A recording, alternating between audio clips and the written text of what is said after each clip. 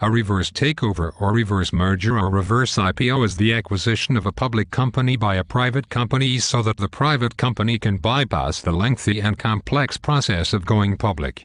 The transaction typically requires reorganization of capitalization of the acquiring company.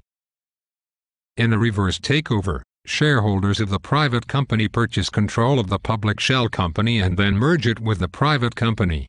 The publicly traded corporation is called a shell, since all that exists of the original company is its organizational structure.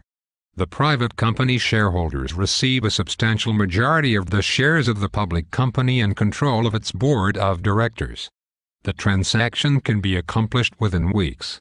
If the shell is an SEC-registered company, the private company does not go through an expensive and time-consuming review with state and federal regulators because this process was completed beforehand with the public company. However, a comprehensive disclosure document containing audited financial statements and significant legal disclosures is required by the Securities Exchange Commission for reporting issuers. The disclosure is filed on Form 8-K and is filed immediately upon completion of the reverse merger transaction. The transaction involves the private and shell company exchanging information on each other, negotiating the merger terms, and signing a share exchange agreement.